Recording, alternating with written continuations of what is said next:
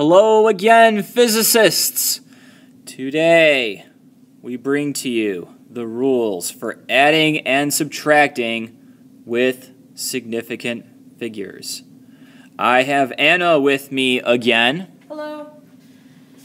And together, we will take you through everything you need to know when it comes to adding and subtracting and how you account for your significant figures. So without further ado, let's get started. So when we are adding or subtracting, the solution that we get from that addition or subtraction cannot have more significant figures in the decimal portion than any of the numbers used in the calculation. And you're probably going, "Say what, Mr. H?" And honestly, the best way to understand this rule is to really see it in action. So we're going to do a series of examples, and hopefully from those, it'll become pretty obvious as to how this rule actually works. There are certain steps you can follow to make sure you have the proper number of significant figures in your final answer. First, you need to determine how many significant figures you need by counting the significant figures in the decimal portion of the numbers involved. For example, in the problem 36.249 plus 14.12, you can see in 36.249 there are three significant figures in the decimal portion because they are all non-zero, and in the second number, 14.12, there are two significant figures in the decimal portion. Once you have determined how many significant figures you need, you would add or subtract as you normally would. So with the same problem, 36.249 plus 14.12, that would equal 50.369 before rounding to have the proper number of significant figures. After you have gotten a final raw answer, you round to make sure you have the proper number of significant figures. So the answer was 50.369, and because 14.12 only has two significant figures in the decimal portion, your final answer can only have two significant figures in the decimal portion, so that would be rounded to 50.37. Now, after you have determined how many significant figures are in the decimal portion of your answer, you need to actually round to that last significant digit. And the way we are going to round will be a little different from what you've been taught in the past. When we do rounding for our significant figures in addition and subtraction, here are the rules you'll be following. If your final digit is anywhere from 6 to 9, you will round your answer up. If the digit is between 1 to 4, you will round it down. Now here's where the twist is. If the digit is exactly 5, that final digit for rounding, then you're actually going to round your answer to make it even. So here I have a couple of numbers at the bottom to kind of emphasize the point here when it comes to rounding.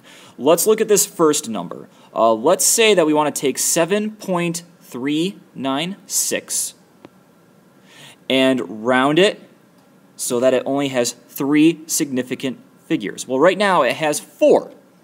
So what I'm going to do is I'm going to look at that final fourth sig fig and see where does it fall. Well, it's a 6.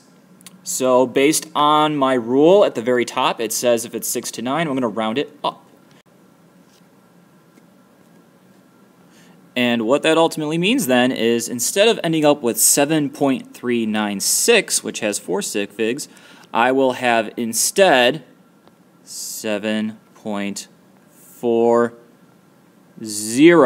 Now I only have 3 sig figs, and that 6 that was originally at the end dictated that I round up from 7.39 to 7.40. All right, now let's look at another instance here with 7.365. What are we going to do here? If I wanted to round this one also to 3 sig figs, well, this time around I have this extra 4th sig fig at the end, and it's a 5. Now, classically, you've been taught that if I have a 5 at the end of my number, I always round up. However, that does not work here, because if we follow those conventional rounding rules, what will happen is when we take data in an experiment, we will actually be artificially inflating our data.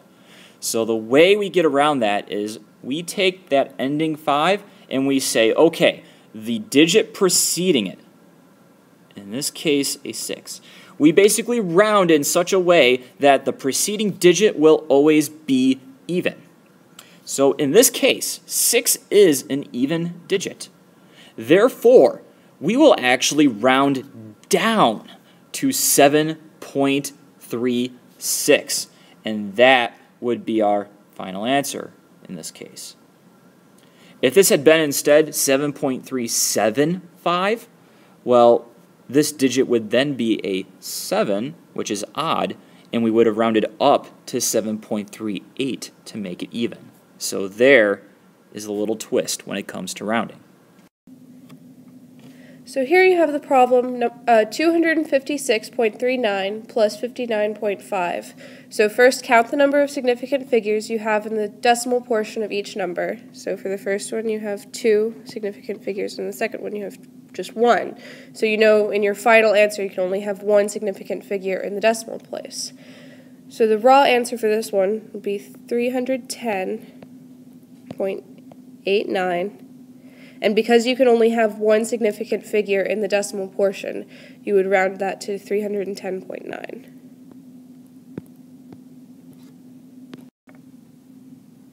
For 2.06 plus 10.23, there are 2 significant figures in the decimal portion for both of those numbers, so the final answer can only have 2 significant figures in the decimal portion. So the raw answer will be 12.29, and because that already has 2 significant figures in the decimal portion, that will also be your final answer.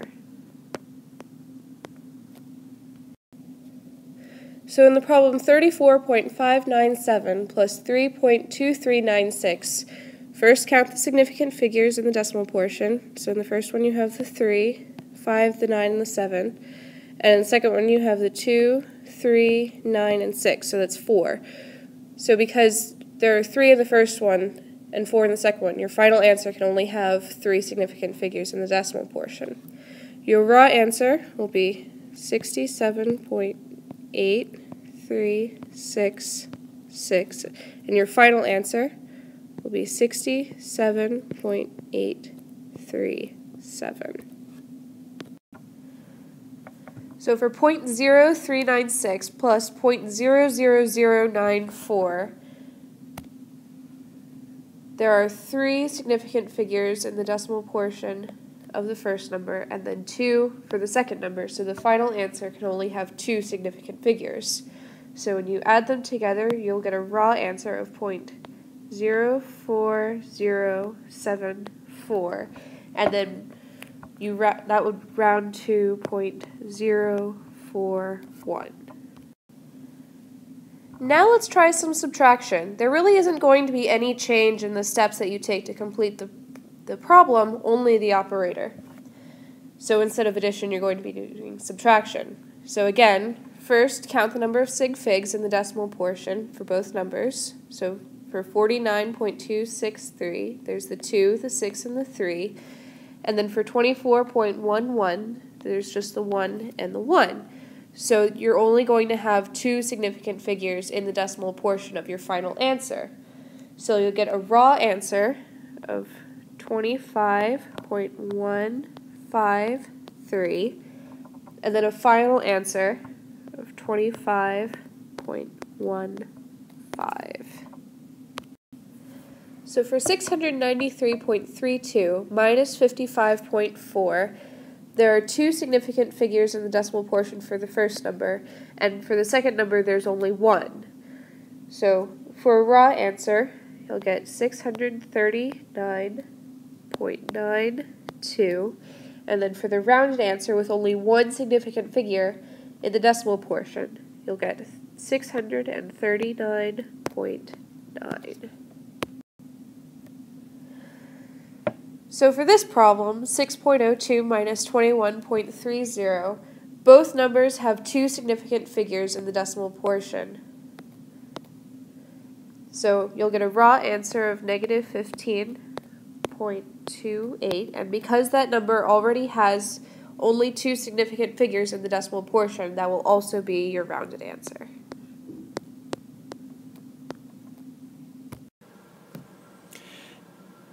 And that's all we have for you today, physicists. Do not worry, especially with the rounding rules, if you are a little confused. Just make sure that you review your notes tonight and come in ready to ask questions tomorrow. We will be spending plenty of time working on these sort of problems. So, till next time, physicists, till next time.